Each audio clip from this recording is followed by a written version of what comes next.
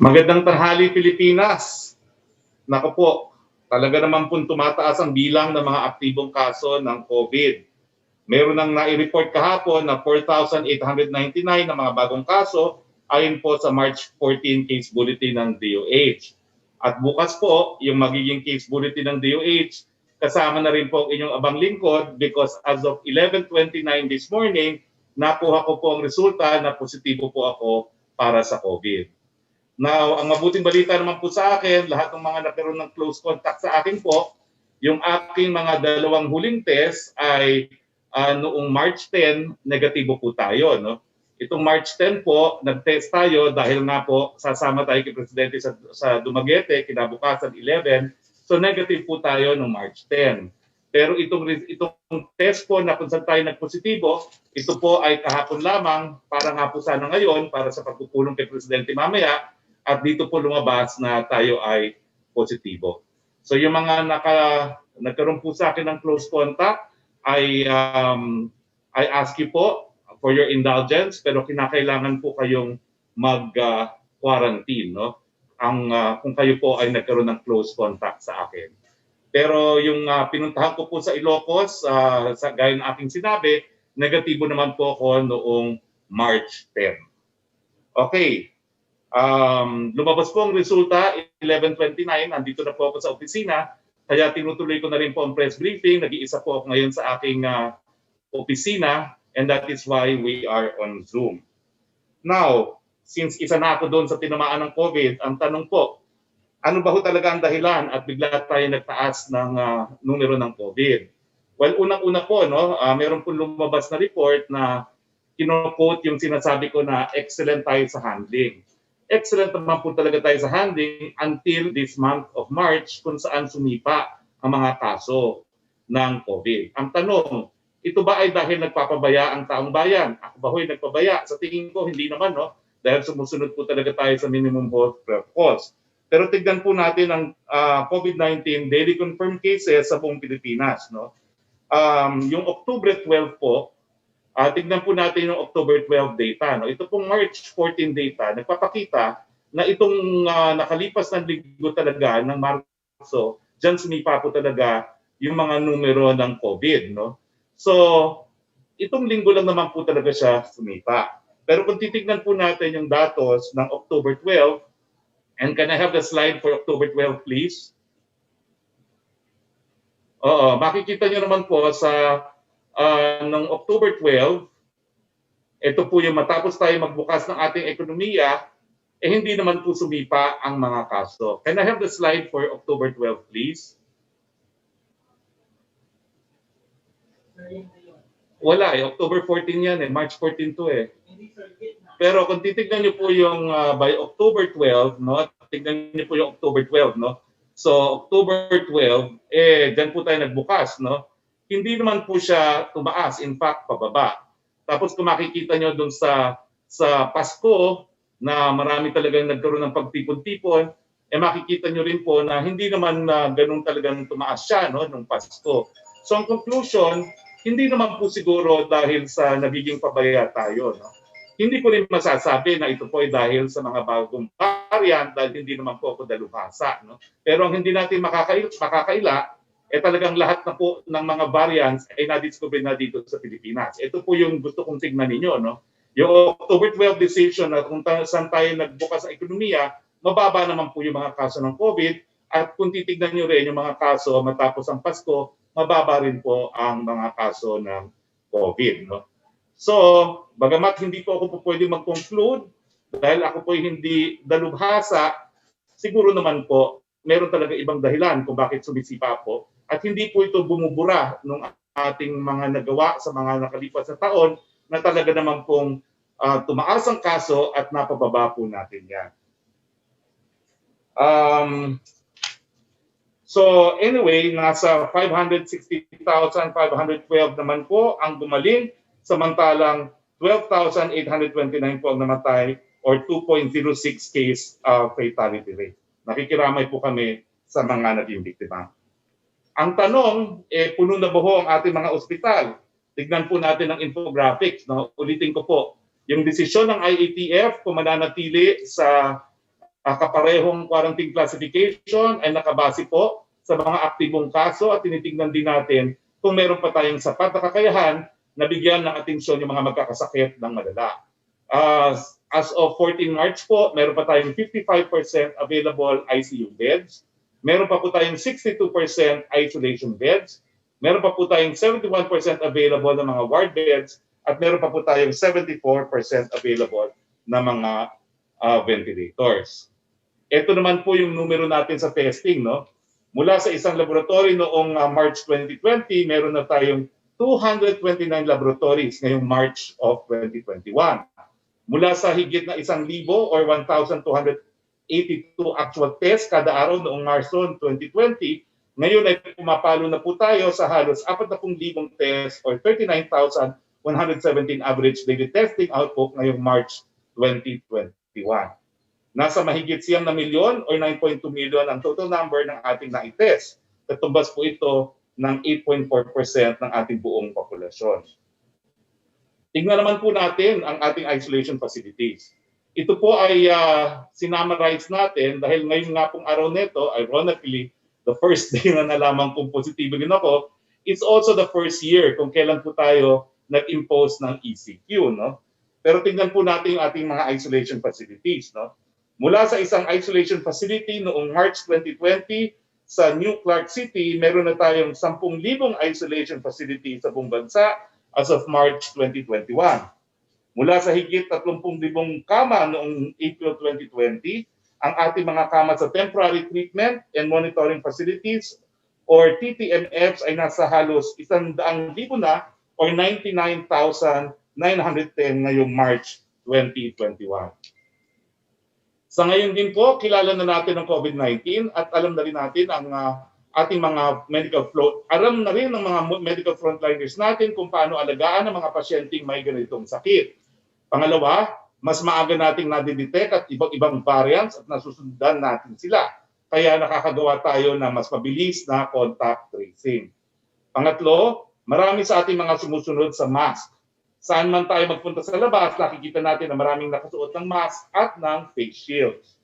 Isuot lang po ito ng maayos. No? Kailangan natatakpan ng ang ating ilong at baba ng face mask. At nakokomplement ito sa pagsuot ng tamang face shield na covered ang buong mukha.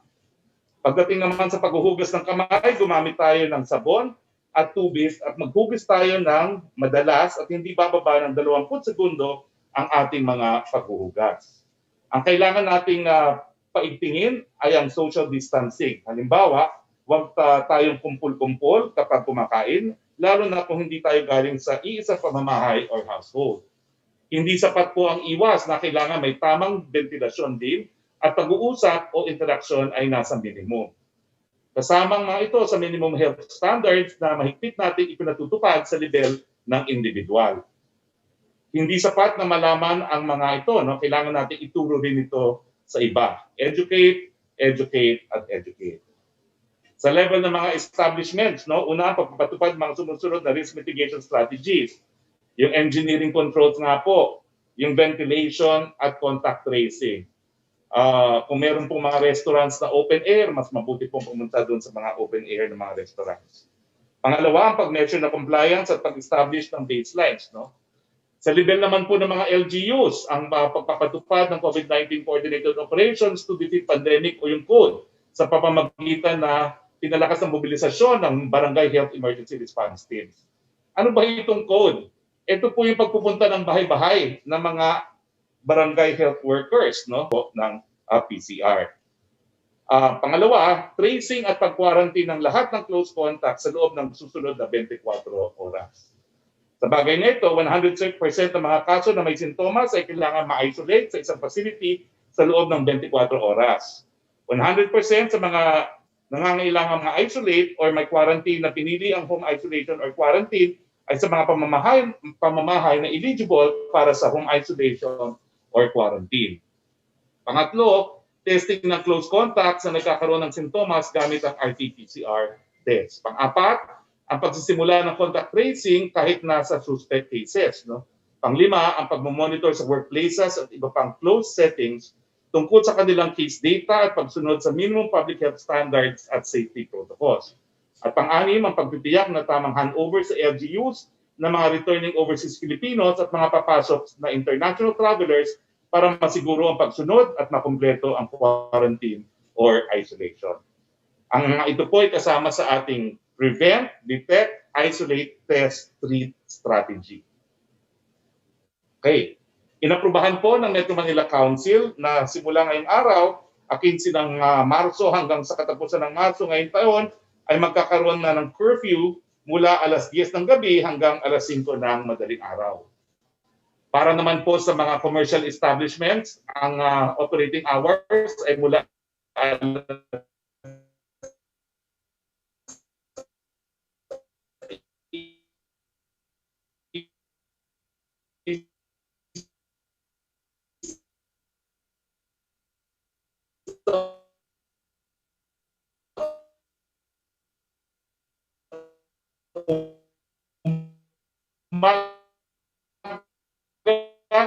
hanggang alas 9 ng gabi. Inaasahan po natin na mamayang gabi ay magkakaroon na po tayo ng anunsyo kung magkakaroon ng liquor ban at kung ano pa po ang napagkasunduan ng ating mga mayors. Liban sa curfew, may ibang lungsod sa NCR ang may ginawa ng konkretong hakbang.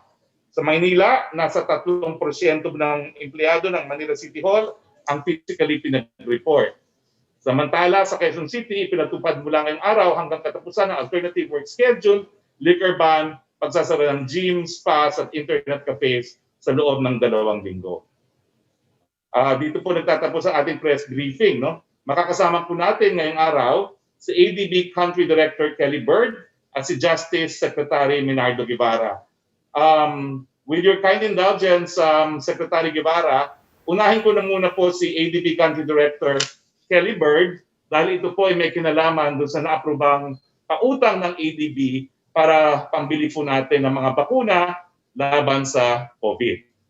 Mr. Kelly Bird, yes sir. Can you tell us how much was the loan facility approved by the ADB, and can you please confirm that this was the very first loan extended by the ADB in connection with government's purchase of COVID-19 vaccines? The floor is yours, Mr. Bird.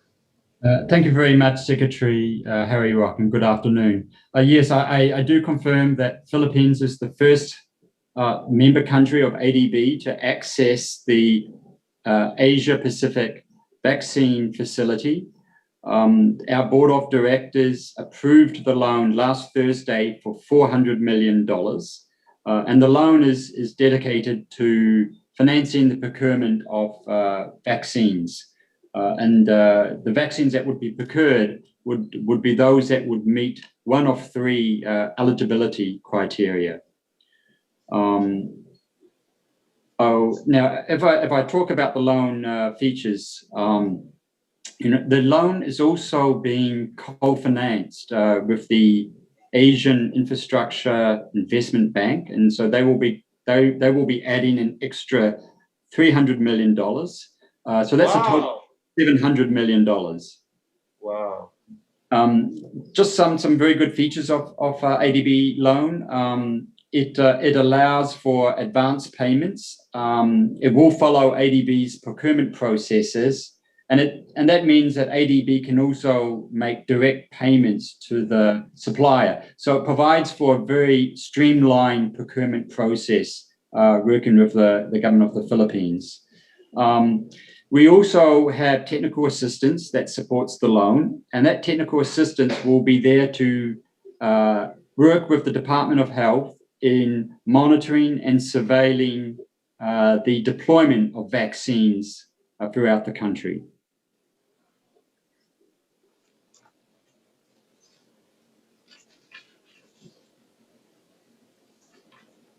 Okay, so it's 700 million, and what kind of vaccines can the Philippines purchase using this loan extended by the ADB, co-financed by the AIIB? And since this was co-financed by the AIIB, does this mean that we can also buy Chinese vaccines using the 700 million loan? Okay, so under the facility, there is three criteria for which vaccines can be procured. And the objective of that criteria is to ensure that the vaccines are safe and effective. The first criteria is that the vaccines should be selected for procurement under COVAX. And COVAX is a global coalition which is aimed to procure vaccines that are safe to ensure that developing member countries have equitable access to those vaccines. So that's COVAX. So if it's been selected for procurement under COVAX, then that would meet the first criteria. The second criteria is that the vaccine has been pre-qualified by the World Health Organization. And the third criteria is that the vaccine has a emergency use approval from a stringent regulatory authority listed by WHO, and that those vaccines are produced in that country. So there are the other three criteria, and as long as the vaccines fits in under one of those criteria, it is eligible for financing under the project loan. And just give you an example, the Serum Institute of India, they are producing under license from AstraZeneca that vaccine. They call it Covishield. That brand, for example, meets our first eligibility criteria as it's been selected for procurement under that first criteria by COVAX. So the government of the Philippines is obviously discussing and negotiating with vaccine suppliers. And for those vaccines that would be procured under ADB, they would need to meet one of those criteria.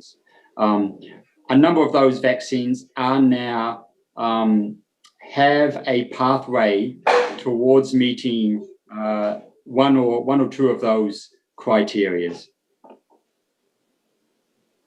Okay.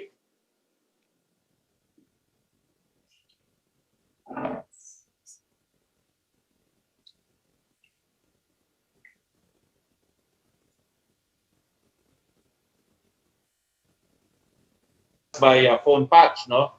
Secretary, marami po nagtatanong ano na po ang resulta doon sa mga iba't ibang mga kaso di umano ng mga extralegal killings na naimbestigahan ng AO35 Interagency Committee, at specifically yung putukan po sa panig ng PIDEA at saka ng kapulisan at saka yung Sunday putukan po na involving activists. The floor is yours, Secretary Maynard Guevara. Magandang tanghali, Secretary, at magandang tanghali sa mga sumusubaybay sa iyong programa. I got the gist of the question. This month, ay nag-call ako ng meeting itong AO35 Committee on EJK, enforced disappearances, torture, and other grave violations of human rights. So, iyang mga cases na under investigation by the AO35 Committee will be reviewed para malaman namin ang status ng ongoing investigation dyan sa mga various cases. No? Some of these cases have remained unsolved, sad to say, dahil talagang walang ebidensya na makita o walang testigo na nagka-come forward para sabihin o ipalam sa authorities kung ano ang mga nangyari. Pero meron din ang mga certain cases na may mga leads at patuloy na iniimbestigahan ng special investigating teams na binuo ng DOJ. Ngayon, ang pinakabili dito ay yung mga pangyayari sa Calabar Zone. Itong nakaraang, when was that? I think on February 24 or something like that. So, ang nagawa ng DOJ so far ay unang-una nagkaroon kami ng preliminary assessment kung itong incident na ito sa Calabar Zone ay magpo-fall under the jurisdiction of the AO35 Committee on EJK, or this is something for investigation by possibly by the NBI.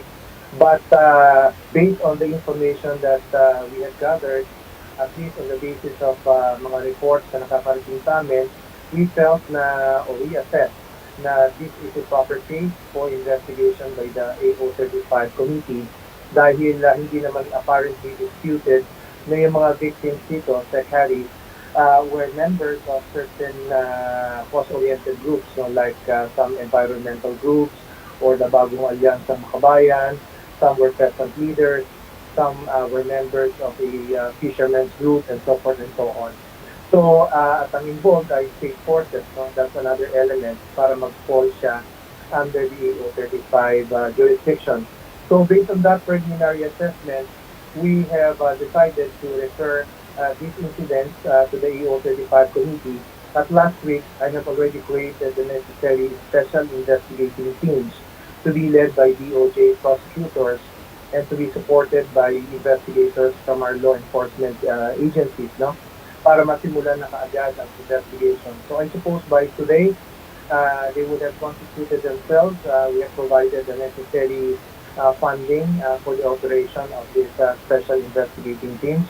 And pretty sure they'll be on their way to conduct the investigation on these incidents in the Calabar Zone area.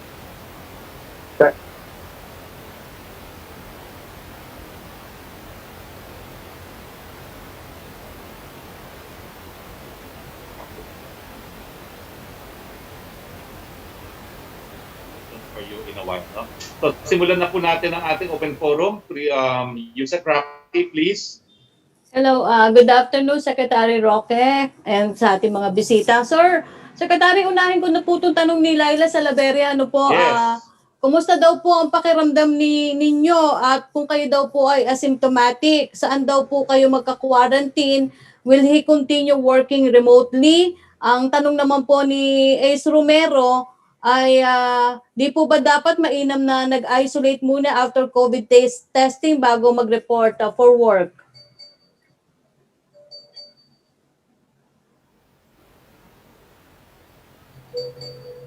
Secretary?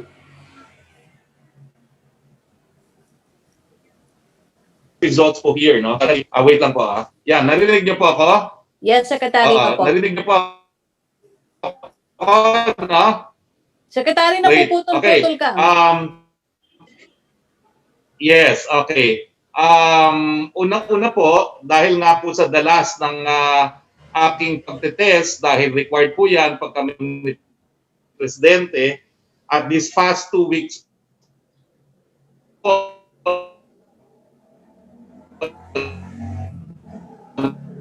no, I have had to go for naman po ay negatibo, no? Siguro po I have had a total of mga, yes. Secretary, I'm sorry, I've had a pero total of mga around 35 malabo. opo, Malabo daw ang Secretary, linya. naputol po kayo dun sa unang sentence ninyo na dahil sa dalas po ng pag-test nyo, dahil required pagpupunta kayo kay Presidente, naputol po kayo doon.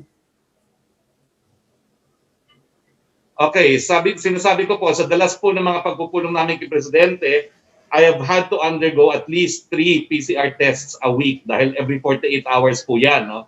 And these past 2 weeks, talagang po dahil sa rollout nga ng vaccines, no? I had no less than 35 PCR tests po, no?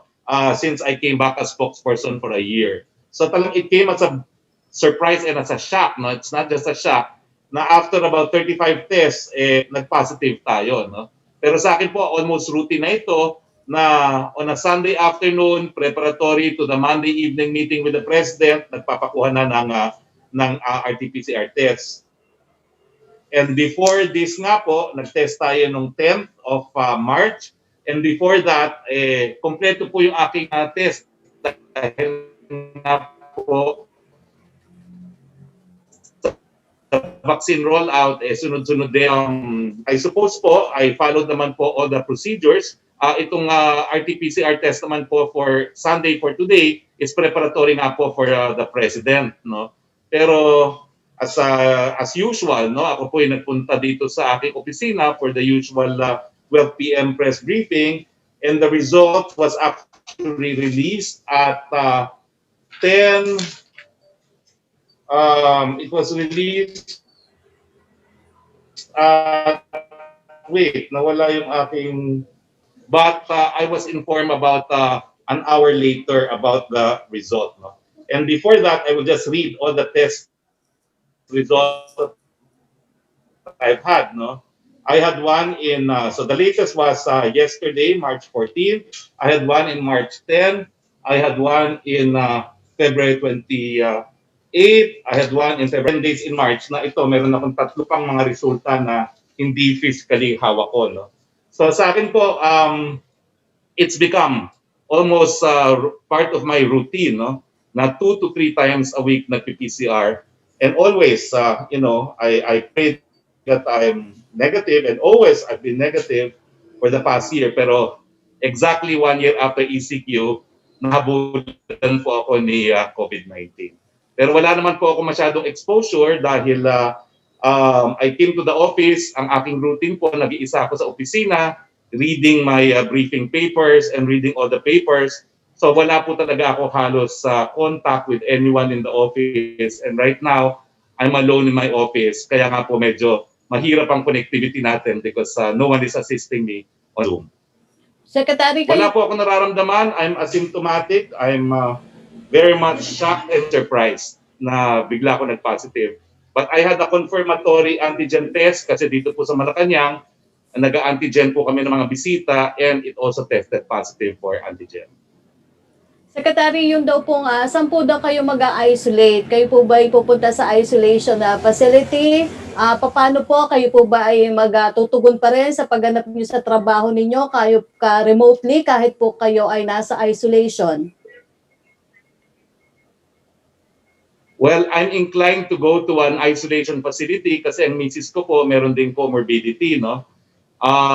And although nagpapatest na po siya ngayon kasi kasama naman kami magtulog, no, since my last test on the 10th of March, no. So if she turns out also to be positive, mag-isolate na po kami siguro magkasama. Pero if she's negative today, I intend to go to an isolation facility also because we need to walk the talk na as much as possible sa facility quarantine tayo, no? And since I'm asymptomatic, I think I will continue to discharge my functions. I will probably not be as effective because I will not be attending the meetings with the president and I will not be physically with the president, but I will try to follow live coverages of the president's meeting. And for the president's meeting with select members of the IATF, I will be remotely be present. I will arrange for Zoom tonight with the meeting with the president. Secretary, naipaabot niyo na po ba ito kay Presidente, yung inyong resulta ng COVID test?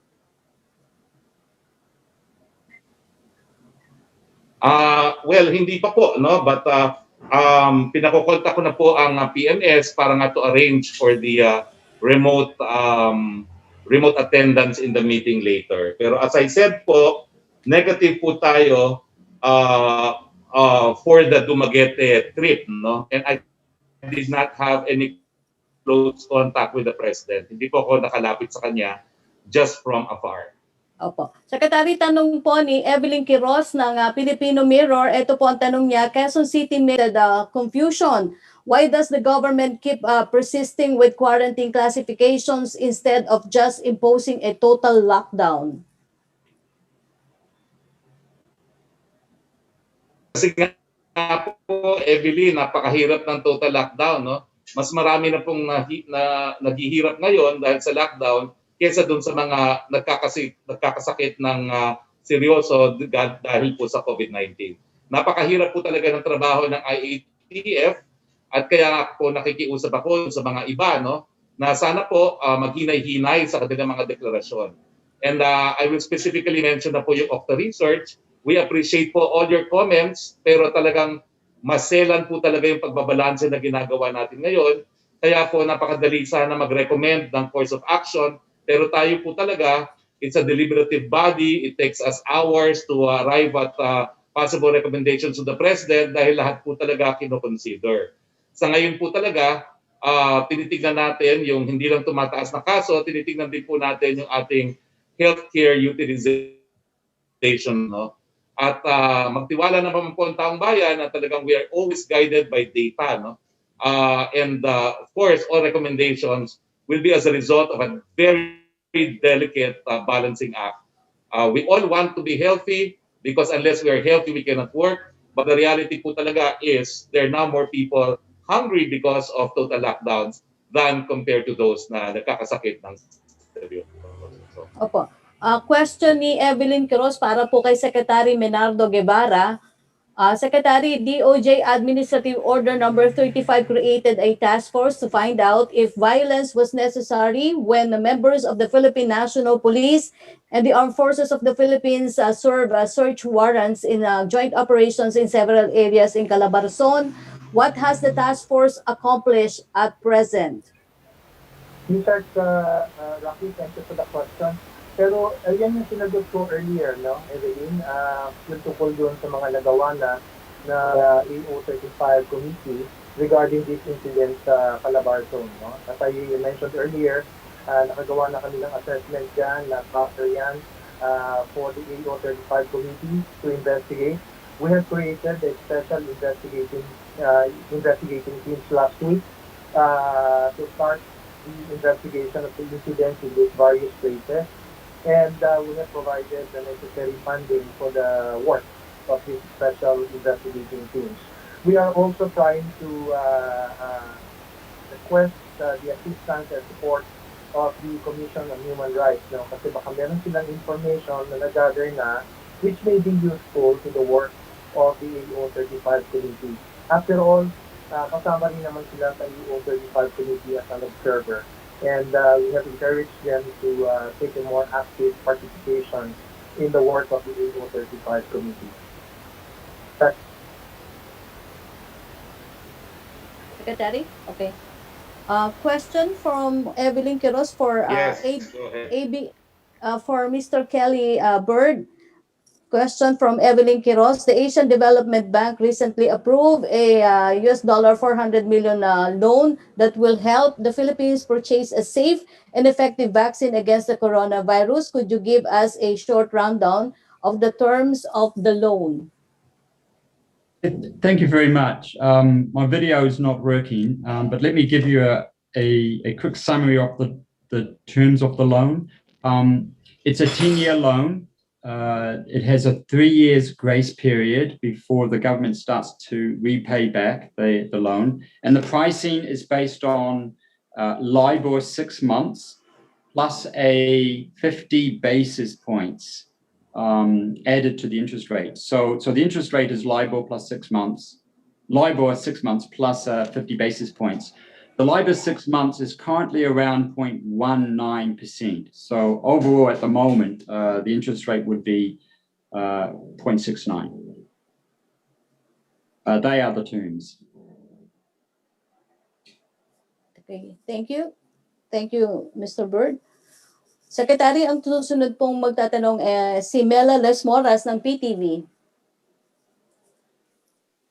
Hi, good afternoon, Roque, and sa atin pong mga guests. Una sa lahat, Secretary Roque, kukumustahin ko lang po sana kayo kasi may mga kababayan tayong nag-aalala, may comorbidities din po tayo. Ano po yung pakiramdam natin ngayon? At i-reiterate ko lang, Secretary Roque, even po ba tayo nagkasakit, tuloy-tuloy pa rin po ba yung magiging briefings po natin?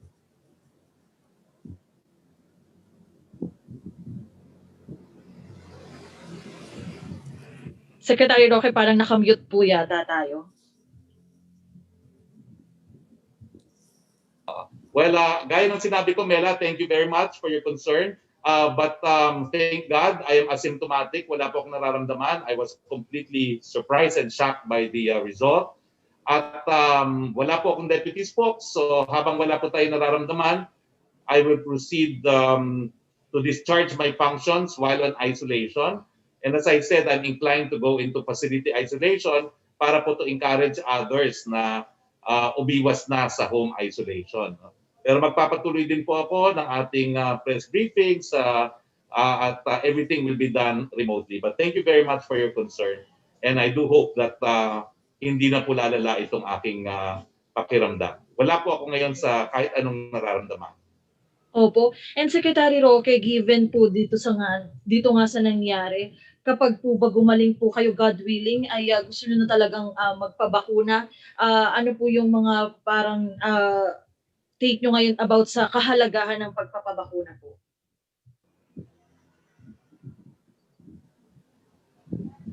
Well, alam niyo po, nagsisisi nga ako na hindi ako nagpabakuna noong panahon na yun sa PGH, no?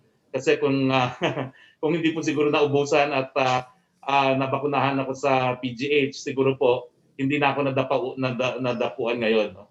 At one of my good friends, no, si Dr. Mingita Padilla ay nakapagbakuna nga doon, and she texted me over the weekend na nagpa-test siya, meron na siyang antibodies, no? So it was really, I think, sad na hindi ako nakapagbakuna, but we also have to follow protocols na unahin muna natin ang mga medical frontliners. So ang aking pakiusap po doon sa mga medical, pero baho, kunin nyo na yan. Dahil gaya ko po, nagsisisi, hindi nabigyan ng bakuna noong mga panahon na yon dahil hindi qualified. Eh kayo naman po qualified. Nandiyan na po bakuna, kunin nyo na po kaysa ma-include na kayo sa datos gaya ko. Opo. Secretary Roque, for my final question lang po. Itatanong ko lang din po kasi ngayon ang anibersaryo ng community quarantine nga sa Pilipinas. May mga kababayan lang po tayo nagtatanong, magkakaroon daw po kaya ng deja vu? Magkakaroon po kaya ulit ng MECQ, ECQ dahil nga sa patuloy na pagtaas po ng COVID-19 cases po sa bansa? Napakahirap po talaga magsarado ng ekonomiya muli. Pero ang binabantayan po talaga natin, yung datos hindi lang sa pagdami ng mga kaso, kung hindi yung healthcare utilization rate natin, dahil kinakailangan may sapat tayong mga kama para gamutin yung mga malalang magkakasakit. Sa akin naman po, kung daraming numero pero gaya ko na asymptomatic, ay hindi naman po dapat siguro na magsarado tayo kung sapat-sapat naman po yung ating mga kakayahan na gamutin yung mga magkakasakit ng seryoso. And I guess I can speak with authority now since now I'm part of the statistics. Opo. Tama po, spokes, no? May public address po mamaya si Pangulong Duterte.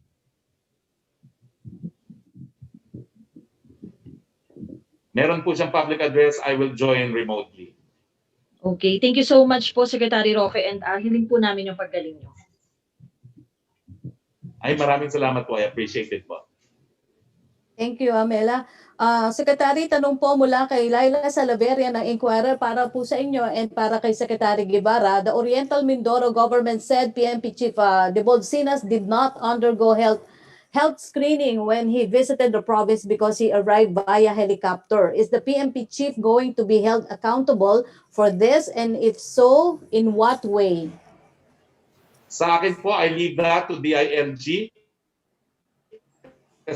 kasi sila po yung merong supervision sa PNP. Perhaps si Secretary Maynard can answer also. Thank you, sir. Yung hindi pagdaan sa health screening, alam mo, I think yung health screening kasi ang understanding ko is a requirement of the local government unit para makapasok sa kanilang lugar, no? So for entry. So, as far as General Senior case is concerned, mooted na yun kasi in fact nakapasok na siya. No? So, tama naman si Sec Roque, this is a matter for screening. Ay kung meron bang ibang violations na nagawa si General Senior nung siya ay pumunta doon sa lugar na yun, like nagkaroon ba ng mass gathering na hindi authorized or yung proper wearing of mask and face shield and social distancing. I think those are the more important concerns. Yung kasing pagpasok doon sa lugar, nangyari na yun, wala tayong gagawa ron. Isa na administrative procedure only for purposes of screening people who will enter. Pero I don't know if there is an ordinance na may penalty kung sakali man na ang isang tao ay willfully hindi dumaan sa health screening. Kaya let's leave it to the DILG as suggested by Secretary. Thank you, Secretary. Secretary Roque, second question po ni Laila Salaveria. The police official who asked a Calbayog court for the list of lawyers representing groups linked to communist insurgents was relieved, and the PNP has apologized for the move. Given the fact that such a request was made in the first place, do lawyers have a reason for to fear that they are possible targets in the government's anti-insurgency campaign? Ang question po for Secretary Roque and Secretary Menardo Guevara? Sa aking pananaw po, walang ganun dahil sinibak nga po yung humingi. Siguro po kung hindi sinibak yung humingi, dapat may dahilan ngang matakot. Pero nakita po natin na hindi naman po kinonsente ng gobyerno yan. At dahil dyan po, walang dahilan para matakot ang mga abogado. Secretary Secretary Guevara? Maynard? Yes, Sir Roque. It seems na isolated incident lang yun nangyari sa Calvario City, no? And in fact, meron namang admission ang PNP authorities na rather improper yung ginawa na yon ng Chief of Police ng Calvario City and appropriate administrative sanctions na din imposed, no? Kaya siguro hindi naman yun something that happens everywhere else. Wala naman tayong ibang nababalitaan na mayroong ganyang klaseng incidente rin anywhere else in the country. Hindi ko naman masisisi rin ang ating mga lawyers kung sila ay mag-isip na baka mamaya ay talagang tinatarget sila o may profiling na ginagawa. Talagang maiisip ng ibang mga lawyers na meron ng gano'n. Kaya ang pinakamabuti dyan ay talagang mag-ingat na lamang ang ating legal professionals sa kanilang mga ginagawa. They should take the necessary precautions, proper coordination with our law enforcement agencies and so forth and so on. At kung meron silang nararamdaman na interest to their personal security, ay i-report nila kaagad yun sa pinakaukulan through the DOJ, necessary through the NBI. Yes, sir. Ang third question po ni Laila Salaveria para pa rin po sa inyo ni Secretary Roque and Secretary Menardo Guevara. How does the palace address concerns that authorities are abusing the service of search warrants and harassing lawyers and groups linked with communist rebels? Sa akin po, we have to accord our judges, no, the presumption of regularity in the discharge of their functions, no. Meron pong constitutional requirement na no search warrant shall be issued except by a judge and upon finding of probable cause, no. So sa akin po, I would like to presume na lahat po ng mga West natin ay dini-discharge po ang kanilang katungkulan at talagang on the basis of affidavits and submissions, they're convinced na meron po dahilan talaga para mag-issue ng search warrants. So let's trust our justice system naman po at kung meron naman po talagang basehan na yung mga ibang judges ay hindi po nagdedetermine ng probable cause, meron naman pong proseso dyan, no?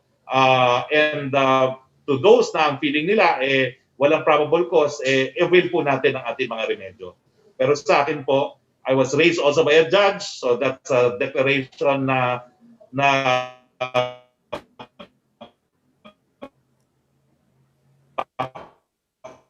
bias po ako, pero nakita ko sa pag-issue ng search warrant dahil alam po nila na napaka-importante ng kalayaan at ng privacy ng ating mga tahanan. Secretary Maynard, would you like to add?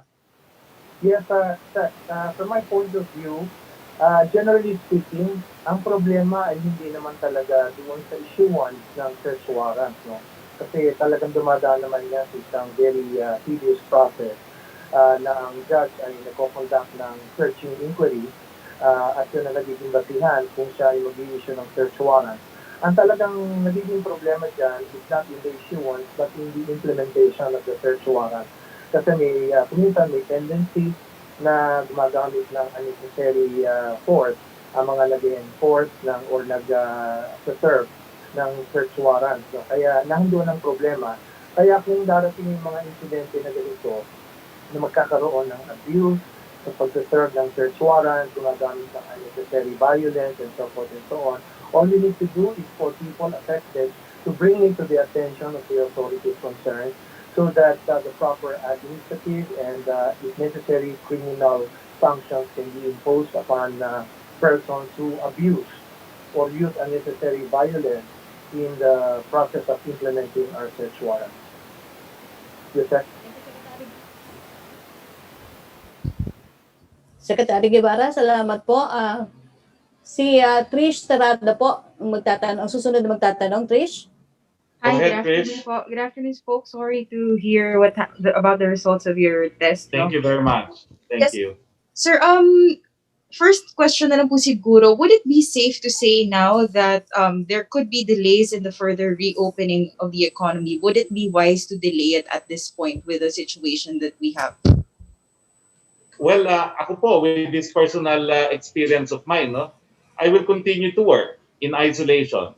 Ang diferensya lang po, nakakahawa ko, so I will isolate myself, but I will work in isolation. I will continue to discharge my functions. I will continue with my press briefings, with the monitoring of the President's activities. So sa akin po talaga, I hope to serve by example, no, na we need to live with this virus, no. So sa akin po talaga, hindi po ako nasa laylayan ng lipunan, pero I could imagine na yung mga no work, no pay, talagang nagdarasal po na sana makapagpatuloy sila magtrabaho dahil sa ngayon po, wala rin po tayong ayuda na nasa budget, no? Kahit anong budget. No? So magiging mahirap po talaga para sa mga nasa laylayan ng lipunan na mabuhay kung magsasarado muli ng ekonomiya. Sir, it's been 1 year since Metro Manila was placed on lockdown. People are demanding for answers. Kanina po you provided somehow an explanation kung paano posibleng nangyari po ito lahat. But many are asking who should be accountable for this surge? Is it the economic managers who pushed for the opening of the economy? Or is it the IATF who's supposed to be on top of the situation, or the COVID campaign? Or is it the LGUs, the DILG, the PNP for failing to enforce the rules? Or is it government officials for failing to set an example to the public, or is it the public for failing to comply with the minimum health standards? Alam mo, I think it's the nature of the virus to mutate. At mabuti na lang, hindi siya na-mutate na mas nakakasakit siya ng seryoso. Kung hindi, mas nakakahawa siya. Jovan, can you show again the graph? Ayaw ko pong isipin na ito'y dahil sa pagbubukas ng ekonomiya. Kasi ang datos Spokes, we can't hear you. Nawawala po yung signal. Does not support yung dalawang graphs natin na after we reopen the economy, ito po, October 12 tayo nabukas ng ating ekonomiya, pababa pa nga po ang mga kaso. At tignan ninyo, matapos ng Christmas Day, pababa pa rin ang mga kaso. So wag po natin sisihin yung ating pagbubukas ng ekonomiya. And I guess, coming from someone now with COVID, that should make an impact. Hindi po talaga pagbubukas ng ekonomiya naging problema. I think bibigay ko rin po yung aking sample for RNA testing sa UP at tingnan po natin, no, baka nga itong mga bagong variants ang dahilan kung bakit mas nakakahawa na siya. Dahil ako naman po, strict rin po ako sa aking sarili dahil nga sa aking mga comorbidities, pero nadapuan pa rin. So I don't think anyone should be blamed. Kaya nga lang po, it's the nature of viruses to mutate, and let's just be thankful that it has mutated in a way na mas nakakahawa siya, pero hindi po mas nakakamatay. Sir, itong number of cases, of course, it's rapidly increasing. But then, yun nga, sabi niyo po, what's important is that we look at the data and that there's sufficient healthcare capacity. But looking at the other side, sir, wouldn't the increasing number of cases paint a bad picture in the international community? For example, any concerns are about putting the Philippines in bad light na it would prompt, other countries to impose travel bans against flights coming from the Philippines.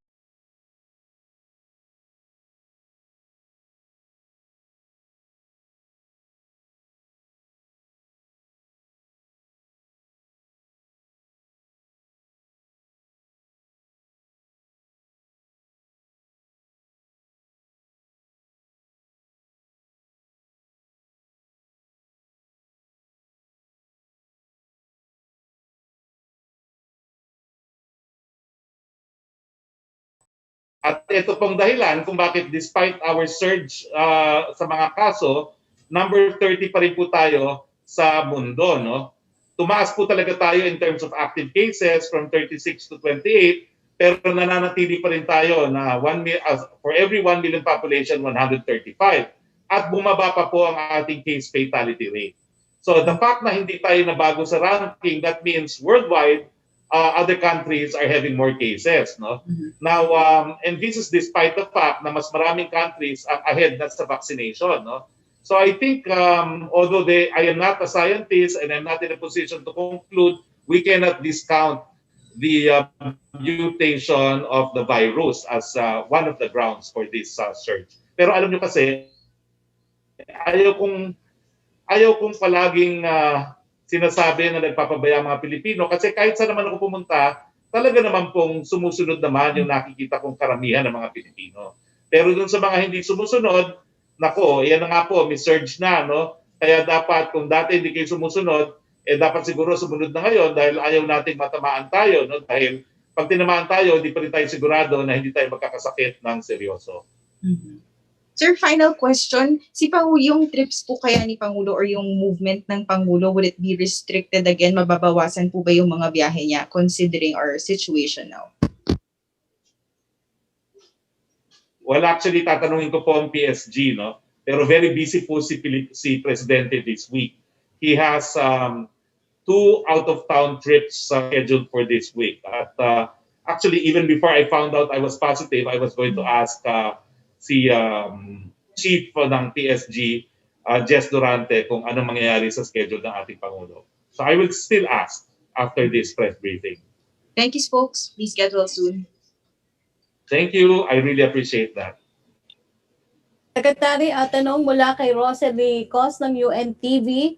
Kasabay po ng naitalang 5,000 bagong kaso ng COVID-19 kahapon at isang taong anibersaryo ngayon mula nang ideklara po yung lockdown sa bansa dahil po sa pandemic.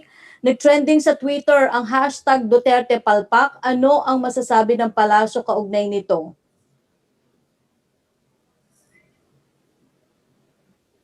Tignan po natin ang datos. Napababa po talaga natin ang kaso. At itong buwan ng Marso lang sumipa muli.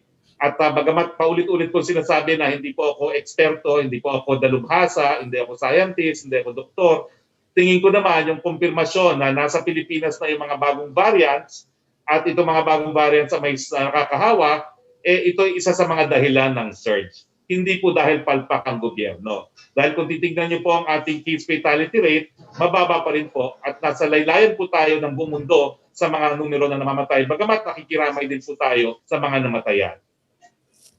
Second question po niya, excellent pa rin bang may tuturing ang COVID na response ng Pilipinas kung ikukumpara po sa mga kapwa nating ASEAN members states tulad po ng Thailand at Vietnam na mababa ang number ng COVID-19 cases at deaths kumpara daw po sa atin at bakit daw po?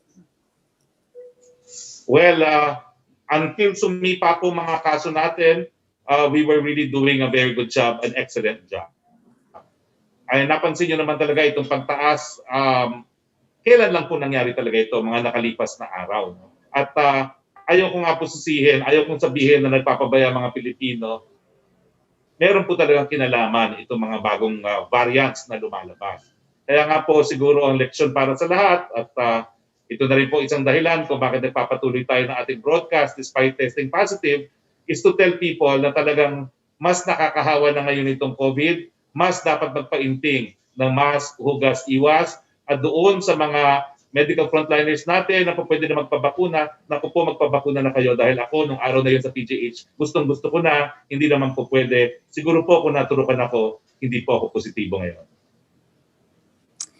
Ang third question po ni Rosalie Cos, kaugnay naman po daw sa vaccination program ng pamahalaan, may vaccine tracker bang ginagamit ang gobyerno o may pinag-aaralang panukalang vaccine tracker? Paano mabibilis na matitrace daw po ng gobyerno kung on track ang vaccination program? Ilulunsad po natin ang vaccine tracker this week. Ang halas na advice po sa akin this Wednesday, baka malunsad po yung ating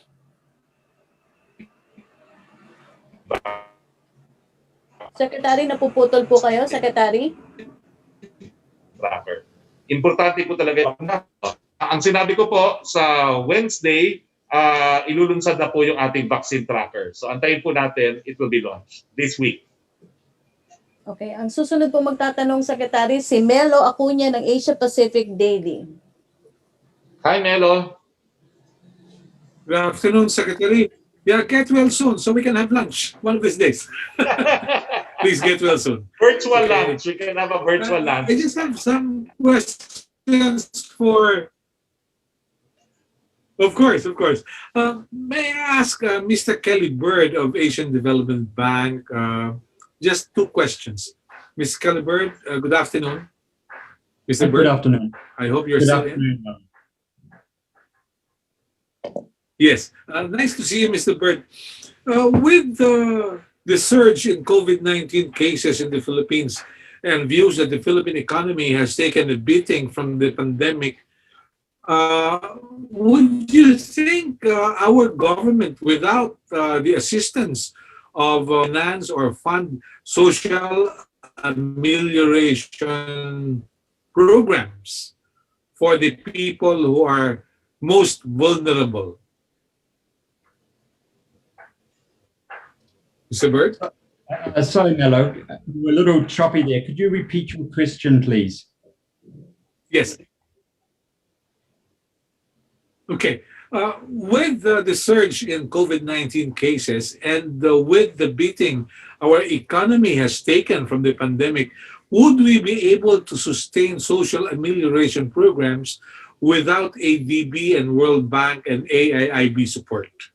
Okay, thank you very much. You know, if we look at ADB's support to the Philippines, last year, you know, our support has been sort of categorized into support for immediate relief, rebuilding the damage that was done, plus supporting the recovery. So last year we provided $10 million, and that helped to provide food support to 160,000 families in Metro Manila during the lockdown last year. We also provided a $3 million grant to establish a laboratory at J.B. Lingard Memorial Hospital. And we also just most recently provided a $2 million grant to support the Department of Education with their last mile schools, you know, providing equipment to poor children in remote areas for their distance learning. We also provided quite significant assistance to support, for budget support, supporting the government's fiscal response. So we had a $1.5 billion loan, and we were able to use that to leverage $1.2 billion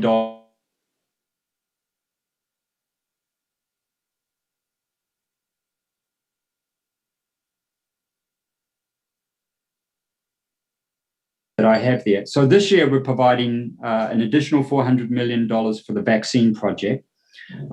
So we're now moving from that relief stage of last year, and we are moving into that rebuild stage.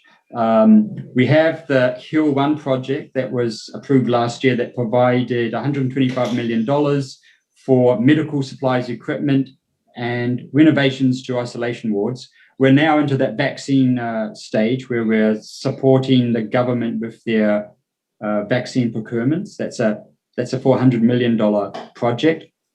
But this year we also have a robust lending program with the Philippines government. We're looking at around $3 billion. Some of it is supporting our infrastructure projects, so that can be a good stimulus for economic recovery. And we're also providing some of our policy-based lending, which is budget support as well. So we still continue to have a robust lending pipeline with the government of the Philippines pandemic. Just to, you know, a last point is that, you know, the pandemic carries with it a lot of unknowns, how it, particularly on the economy and on the social sector. And that's why ADB remains fully committed to supporting the Philippines get through this pandemic. And just to reiterate, we had a very robust lending program last year, and we continue that this year and for next year, supporting rebuilding the economy and social sector, and of course, supporting the economic recovery. Yeah. Pardon my bias, Mr. Kelly Bird. I work for Asia Pacific Daily. I'm just interested in finding out if there would be co-financing projects with AIIB, aside from the $400 million deal that you approved with the Philippines. Are there still co-financing projects or programs in the pipeline? Okay. Well, last year, AIB also co-financed our fiscal response program loan. So we provided $1.5 billion. AIIB provided 700 million, and the government of Japan provided 500. So they are co-financing the vaccine projects.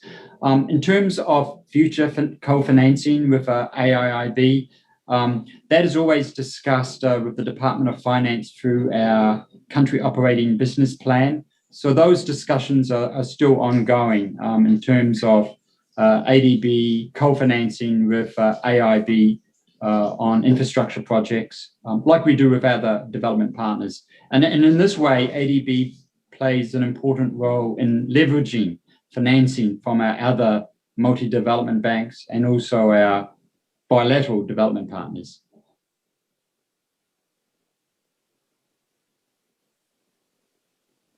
Thank you very much, Mr. Kelly. Looking forward to seeing you one of these days. For Secretary Guevara and Secretary Harry Roque, I came across a memorandum, and there has been no denial from the DILG, which says that the DILG should look into organizations such as Alliance of Concerned Teachers in private and public schools of DepEd and Confederation for Unity, Recognition, and Advancement of Government Employees or Courage in Government Offices. The letter or memorandum was allegedly signed by Assistant Secretary Alexander Macario, advising their staff, their officers, to initiate an investigation on the matter and validate employees who are definite members of such organizations. What do you make of this, Secretary Harry and Secretary Guevara, please?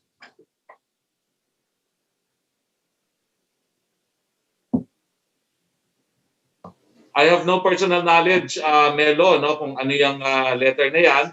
I cannot comment, no. I don't know anything about that. Yeah. I will send you a copy because I got hold of a copy. I'll send you a copy for your reference. Yes, I appreciate that. Oh, for Secretary Guevara, please. Secretary Guevara. Same answer, no? Same answer. I have no personal knowledge also. I also have no personal knowledge about that internal memo of the DILG. So it will be improper for me to comment. Thank you. Yeah. Okay. Yeah. Secretary, let me just ask you this. What problems have you encountered in the performance of your duty to investigate what has been mentioned in Administrative Order number 35? Have you received the cooperation and assist from the other government agencies which are expected to be of help? Secretary Guevara, please. Yes, definitely, Melo. Yung mga na-expect namin na assistance and support from the other member agencies of the Interagency Committee, no, on EJK, ay nakukuha naman ng DOJ. In the past, medyo may konti lang siguro lack of collaboration with CHR. Dahil, merong parang sort of reluctance din on the part of each side to share information, no, in the past. But we have overcome, I think, that obstacle, and both our side and the CHR have agreed to cooperate more closely in the investigation of incidents allegedly committed in violation of civil and political rights, no, or human rights in general. But insofar as the other members of the Interagency Committee are concerned, like the NBI, the AFP, the PNP, the DILG, the DND, and so forth and so on, we have gotten the necessary support and cooperation from them. They have always been attending our meetings. But really, the problem is when we get the necessary information or evidence on the ground. Marami dito sa mga kasong ito, presumably, were planned so carefully at yung mga witnesses in some of these incidents ay parang nag-express ng hesitancy or reluctance to come out, come forward, and provide us with the necessary information. Yun ang sinasabi ko eh.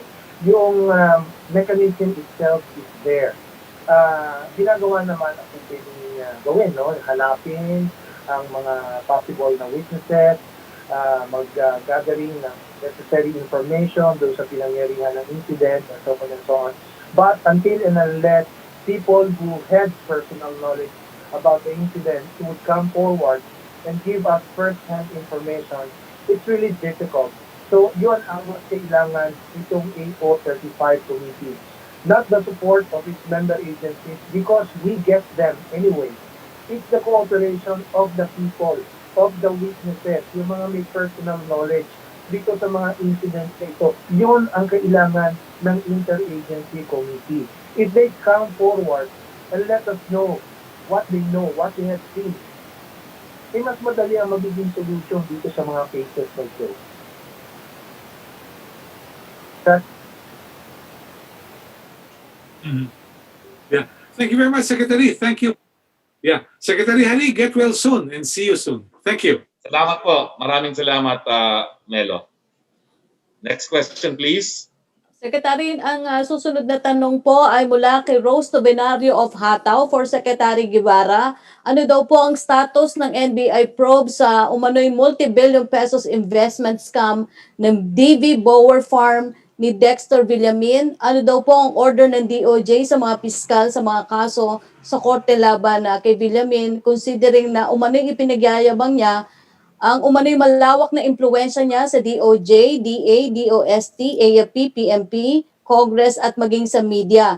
Ano daw po ang maitutulong ng DOJ upang mabigyan ng hustisya ang mga umano'y biktima ni Villamin, lalo na ang OFWs? Thank you, Rose. Rose, I don't even know who this Villamin is. No? So I wonder kung ano yung sinasabi niya na meron siyang influence over DOJ prosecutors or investigators. No? In any event, itong alleged scam, I don't know if it was really a scam, no? But apparently, parang ang allegation ay Ponzi type of scheme ito, no? Involving this firm known as DV Bower Farm Incorporated or something like that.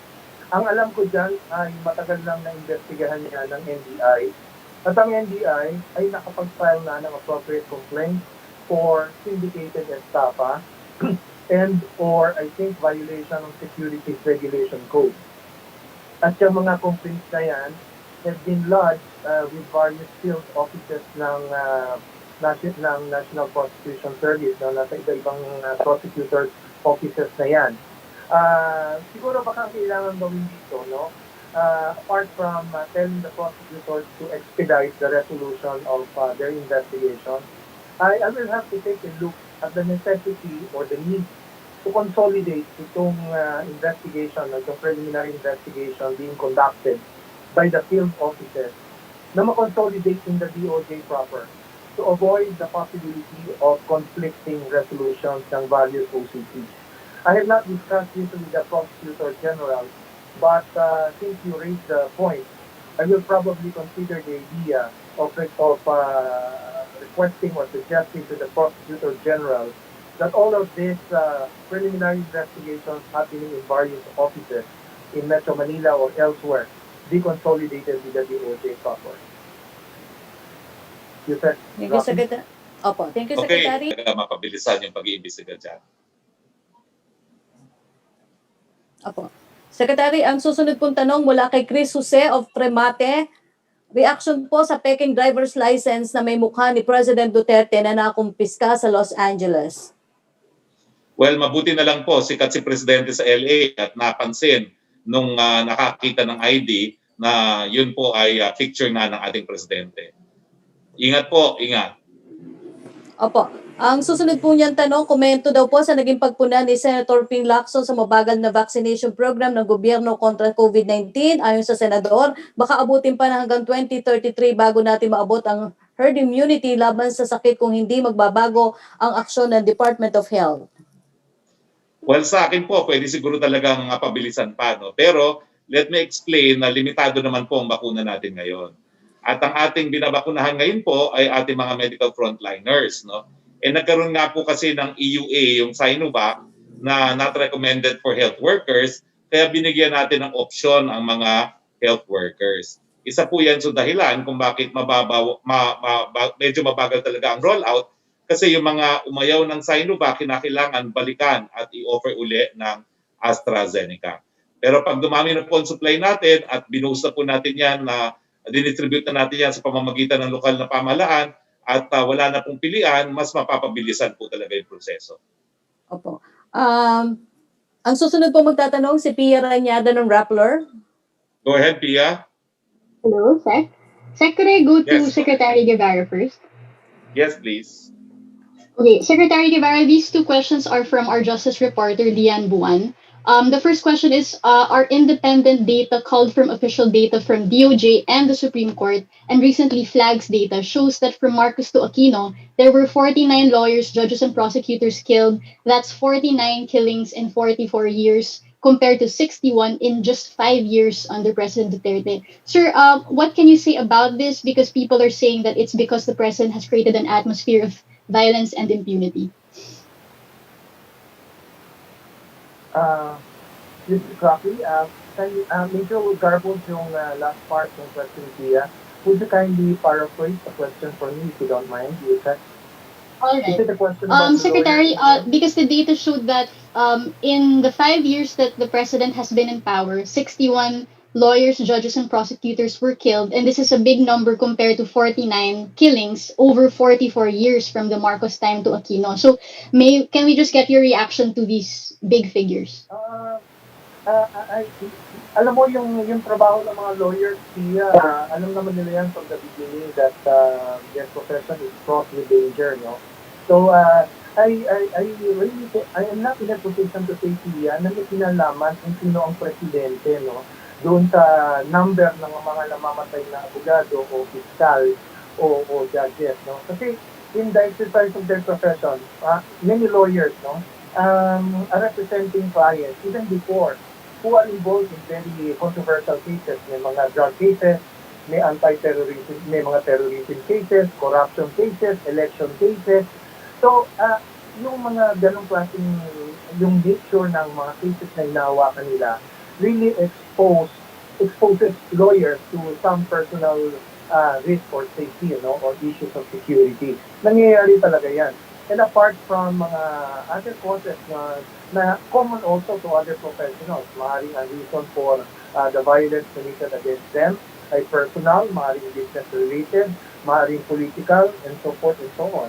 Kaya, or maybe may mga certain advocacy sila, no, na personal or, you know, na pinaprosecute or pinapursue very actively. So, maraming possible causes kung bakit nagkakaroon ng death among members of the legal profession. So, parang it's so difficult for me to relate yung number of deaths and make a comparison. Depende kung sino ang presidente ng Pilipinas. Well, the president himself is a lawyer, Pia. Do you think he will have a policy na parang, will be something that will put his fellow members of the legal profession in personal jeopardy or something to that effect? I don't think so. Nangyayari yan because of circumstances prevailing and not because of whoever is the head of the present administration. In a related topic, no, because the DOJ began dialogues on lawyer killings just in January this year, but in 2020, 2 lawyers from the DOJ family died, and these killings also began to be more pronounced November and onward. So, sir, why only do these dialogues in January of this year? Dialogues, you referring to dialogues with IBP? Yes, sir, yung lawyer killings, about lawyer I'm killings. sorry, medyo garbled kasi yung dating ng yung signal. So dialogues with whom? The dialogue on lawyer killings. Well, it's various better late than never. Better late than never, no? This is something that is being done informally naman all the time na napag-uusapan yan. At kung mayroong mga members of the legal profession who become victims of these violent crimes, ay iniimbestigahan din naman yan kaagad, like any other victim of common crime. So, hindi naman talaga, kaya lang talaga nagkaroon ng formal dialogue dahil nga sa nagkaroon ng recent spate of killings involving members of the legal profession. So, whether nakataon lang yun or not, We're not really sure kung nagkataon lang. But the point is, something is being done about it. At kung magkaroon ng formal dialogue, so be it. Wala namang mawawala kung magkaroon na tayo ng dialogue with them para magkatulungan. So, who knows kung in the future, mas marami pang mangyayari na ganyan. Can we say that the dialogues were belated? No. We don't know what will happen in the future. All of these risks are happening every day. So, we don't know what's in store for the future. Kaya nga kailangan, ngayon pa lang, ay gawin na ang pwedeng gawin to minimize incidents like this. So, hindi lang naman members of the legal profession ang nagiging victims of crimes. Marami pa, ordinary people, other professionals, and so forth and so on. You sir? All right. Thank you, Secretary Guevara. Could I go to spokesman Roque? Go ahead, Pia. Right, sir. Why have we not heard President Duterte comment on the Calabarzon killings to express sadness or concern on this matter, given that the DOJ already said it merits investigation? It's been a week already since the killings. Because he's awaiting results of the investigation. You cannot comment on something not knowing what actually transpired factually. But sir, diba he would issue comments right away when during the PDEA PNP shootout, other killings between military and NPA, palagi siyang may quick response, angry response right after. How come he is so cautious when it comes to killings like these of activists? Let me correct you on the PDEA PNP shootout. He was quiet, except for the fact that he said that the NBI will take over the investigation to ensure partiality of investigation. So until now, he has not commented on the case. Even when there was a shootout in Sulu between soldiers and policemen, he also did not say anything other than he assured the victims that justice will be done. But we don't even have that from him for this controversy. Assurance because we from are his mouth. awaiting for investigation. Yeah, because we are awaiting for investigation. That's the answer. How can the palace convince Filipinos and the international community that the president is not quietly supportive, in fact, of such brutality? Because we've already traced many of his remarks. Like in 2017, he said that he would arrest legal fronts of communist groups for conspiracy. And then we have Brigadier General Felipe Natividad saying that the president's EO-70 is the reason why they conducted those raids in the first place. Because he has told the police that he will stand by them if they are in compliance and in the discharge of their official duties, meaning that the use of force is because there is a threat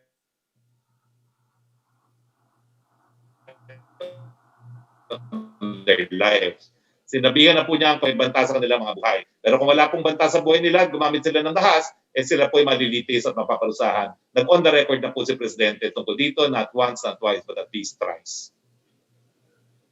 Okay, last question, sir. Can we have an assurance from Malacanang that the president will ask the PNP or will at least support the PNP and AFP in being fully participative and cooperative in the probes about the Calabarzon killings? I think that the department, the Secretary of Justice is here to make that assurance. Perhaps, Secretary Guevara, you can make that assurance to Pia Radada. Secretary, I didn't get the last part. Assurance. Incidents. Oh, definitely. Definitely. I assure the people that there will be an impartial, fair, and thorough investigation of these incidents that happened recently in the Calabarzon area. And that the police and soldiers will fully participate and cooperate in the probes. That's the question, actually. If they will cooperate? Yes, sir.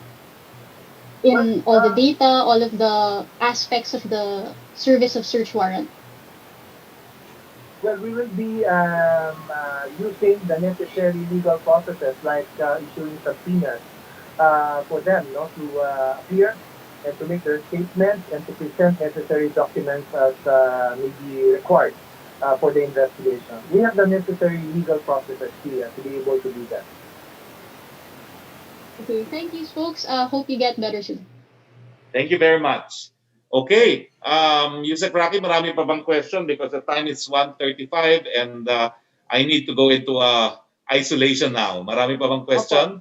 Maraming mga tanong pero marami pang tanong dito, Secretary Hi, sir. Roque. Pero si Joseph Morong na lang po muna natin ang bigyan daan ngayon. Go ahead please, Joseph. Okay, hold on, sir, ha? Okay, sir, sorry to hear about your results. Sir, Thank you, okay, thank you. when was the last time that you interacted with the president? Dumaguete, March but 11th. 11th, and I had RT-PCR on the 10th, negative. Negative ka nun. And tapos, sir, so ibig sabihin, you were not a courier during that time, no? I mean, hindi mo na-expose sa presidente. And I did not have any close contact with them. Hindi po ako lumapit sa kanya. Kasi hindi ako lumalapit kapag maraming tao. No? Maraming tao po noon dahil inauguration ng renovated airport at saka noong port sa Dumaguete. Sir, pasensya na ha, but nagbungkal ako ng mga litrato na binigay ng palasyo ng event. And if I can share the video and the picture, sir, medyo malapit tayo kay PRD nito. Ay, pero nasa likod po niya ako, no? And then wearing face shield and face mask. And I tested negative the day before. Okay, so sir, itong interaction na to safe. You did not put the, well, to put it bluntly, put the president in danger? I don't think so kasi talagang yung Okay. close contact is very close, no? Yung mga bulong-bulong. I know that Babad. bulong-bulong kasi sometimes I need to bulong to him dahil nga hindi kami nakakapag-usap ng madalas. But consciously, hindi pa ako bumubulong kapag maraming tao. Okay. Sir, no need for the president to be isolated or to be tested because of your results?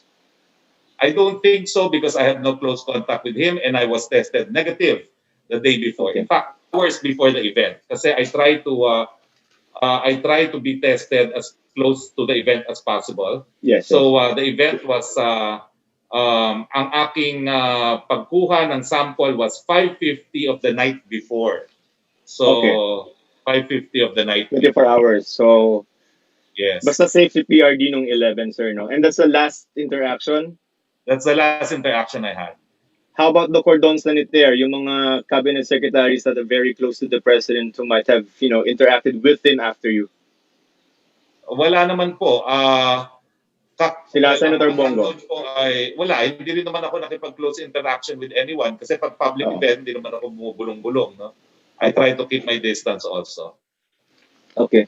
Sir, sa ano lang, kasi over the weekend, no, marami yung mga medyo umuugong-ugong na natatakot sila na mag-ECQ. Just for the record, if it were a yes or no question, mag-ECQ po ba tayo? Sa buwan ng Marso, possibly hindi pa po. No? Dahil, gaya ng aking binalita ngayon, meron pa tayong 55% available ICU beds at meron pa tayong around 60% available COVID beds, no, ward beds. At saka 60% pa rin ang ating mga isolation facilities. How about April, sir? Hindi po natin alam. Kasi kung hindi po natin mapapababa yung R0 na 1.9, ibig sabihin po nun, ang isang tao na may COVID ay makakahawa ng at least 2. Yun That's po yung correct. ibig sabihin ng R0. No? So, pabilis po yun. No? So we do not know what will happen in April, kaya nga po binabantayan natin. Pero ang mabuting balita nga po, no? Unang-una, mas alam na natin kung paano bigyan ng medical attention ang mga nagkakasakit ng seryoso. No? Alam na natin na ang nasal flow cannula ay nakakasalba ng buhay at alam na natin kung ano yung mga gamot na nakakasalba ng buhay para sa mga magkakasakit ng masigurado. At gaya ng aking binasa, no, talagang napakadami na nating mga additional COVID beds, no, para sa mga seryosong magkakasakit. Okay. Sir, last na lang sa vaccine supply natin. Ang sabi dun sa statement ni Sec Charlie is 90% deployed na yung 1.1 ba yan na AstraZeneca and Sinovac. When is the next delivery?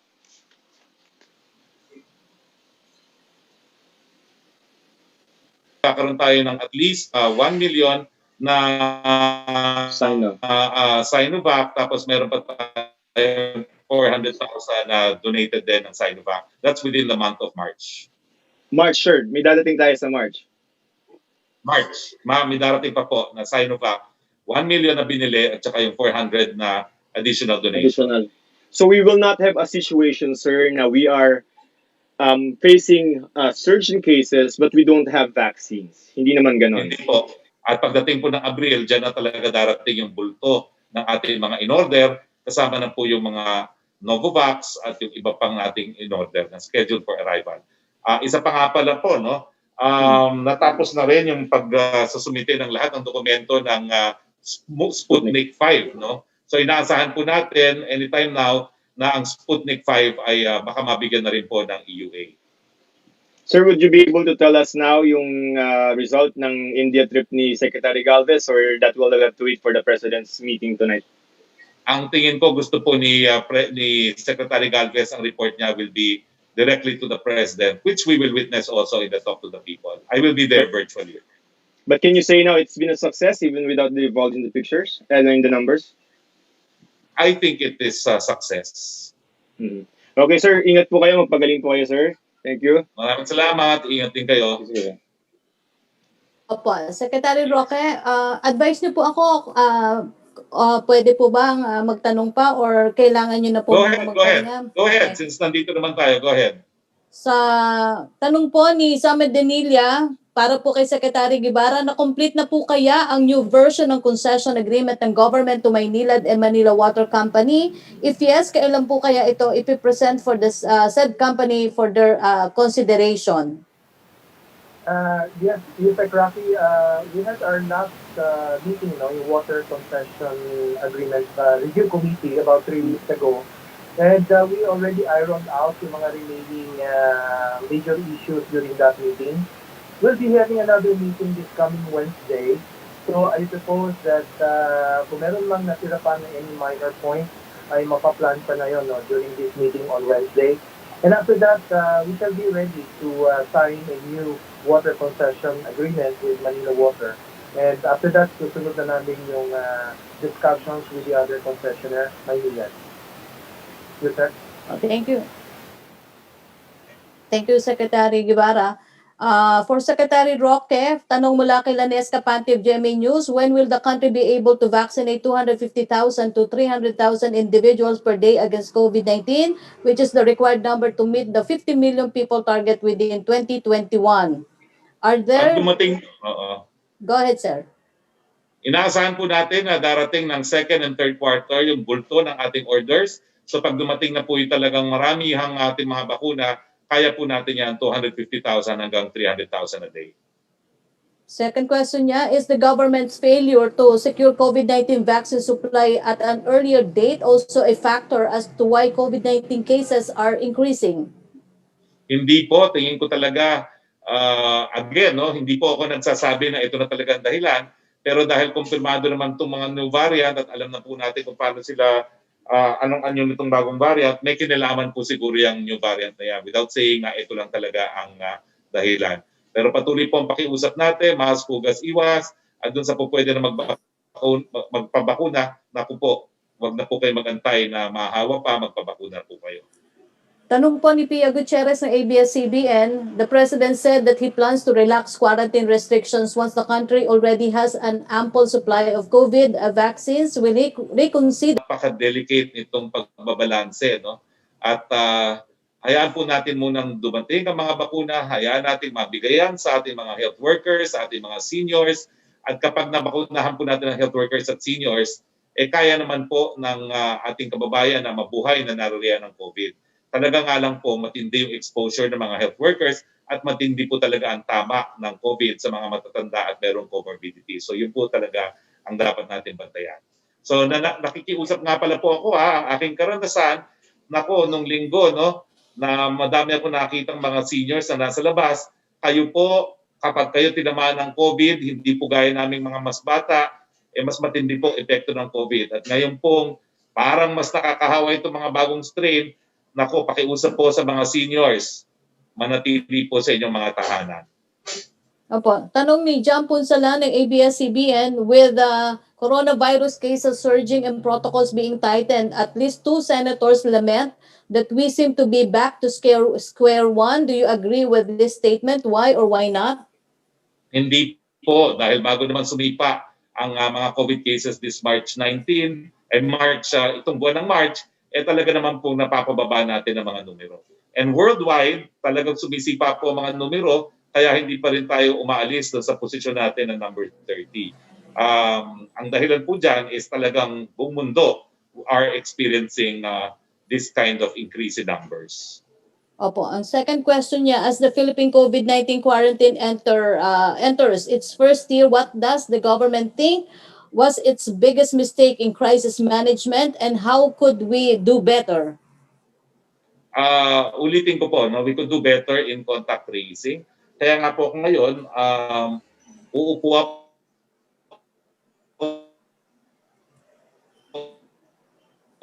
at isusulat ko lahat ng aking magtatawagan. Ako na magko-contact tracing sa lahat ng naging contacts ko. No? At in this connection, siguro, USEC, no? Sasabihin ko na yung mga resulta ko para, kasi we have to trace back 14 days. No? So, itong test where I tested positive was 14. Result came out today, 15. Ang last test ko was 10. Result came out also on the 10th, negative. Before that, 6. Ang nalabas ng resulta ay 7, negative. At saka 2 of March, 3 ang lumabas, negative. Pero before that, meron pa rin akong test na actually for February, ito yung marami talagang test sa February. 1, 2, 3, 4, 5, 6 tests for February. But the last one in February was February 28, negative. And then February 26 was negative. No? So talagang ang mga nakasalimuha ko lang after the 10th. The 10th and onwards, yung mga nakasalimuha ko for these past 4 days, ang isa-isa ko pong ililista at tatawagan para sabihin mag-isolate sila. At magpa-test kung merong symptoms. Opo. Tanong naman po ni Tuesday New, sa harap nga daw po ng patuloy na paglobo ng kaso ng COVID, posible po bang magkaroon ng pagpigil daw sa mga biyahe ngayong papalapit na ang Semana Santa dahil inaasahan dadagsana ang mga tao mag-uuwian sa iba't ibang probinsya? Hindi ko po masasagot yan dahil yan ay magiging desisyon ng IATF at sa collegial body. Opo, ang susunod pong tanong ni Tuesday New ay kung ano daw po, sandali lang po Secretary, kung ano daw po ang natutunan ninyo, aral, ito po, kung may natutunan kayo sa pangyayaring ito sa inyo na nag-positive kayo sa COVID kahit palagi ang pagsunod nyo sa minimum health protocols at laging pagpapa-PCR test, at ano daw po itong aral na ito? Well, ang aral po ay kahit anong ingat nyo, o pwede kayong mahawa ngayon. Although, in fairness, no, kasi nag-launch po tayo ng mga bakuna. At ilang beses ako nagpunta ng hospital. Nagpunta po ako ng PGH, nagpunta ako ng Vicente Soto, nagpunta ako ng Lawag Memorial, nagpunta ako ng Roque Ablan Hospital. So, yun po yung outside of the ordinary na ginagawa ko nung nakalipas na taon. No? So, well, pero ang aking leksyon na sana matutunan ng iba, kahit gano'n po tayong kaingat, pwede pa rin tayong dapuan, kaya dapat lagi pa tayong maging mas maingat pa. Opo. Secretary Roque, yung pong ibang mga tanong ay ipapadala ko po kay Ase Queenie or sa inyo para po bigyan nyo na lang po ng tugon through Viber or through text. Ako po ay umaasa sa mabilis nyong paggaling, Secretary. Maraming salamat po. Well, maraming salamat sa inyong lahat. Maraming salamat, Mr. Bird. Thank you, Mr. Bird. And thank you, Secretary Maynard Guevara. Thank you, Yusek Roque. And thank you to the men and women of the Malacanang Press Corps. Mga kababayan, tatanggalin ko naman po ito dahil nag-iisa naman ako dito. No? Hindi po tayo susuko. Okay? Hindi po tayo susuko. Walang sukuan. Tinamaan po tayo ng COVID. Wala naman ang dapat mangyari. No? Tuloy-tuloy ang buhay maski narariyan si COVID. Pero ang pakiusap ko po ay yung mga healthliners na po pwede na magbabakuna. Nako, kung ako po ay po pwede na magpabakuna, hindi po ako positibo ngayon, ang pakiusap, sige na po, magpabakuna na kayo dahil maraming gaya ko na hindi pa po pwede at sana ay nagnanais na nabakunahan na rin. Sa mga kaibigan, hindi po tayo mawawala. Dahil laban po tayo, magpapatuloy po tayo na ating trabaho at bukas makikita-kita tayo on Zoom at ako po siguro ay papasok sa isang institutional quarantine facility. Hanggang bukas, mga kaibigan, pangako yan, hindi tayo mawawala. Stay safe po. Ito pa rin ang inyong spokeshari, Roque. Thank you po sa inyong mga panalangin and I will be here tomorrow. Bye-bye po.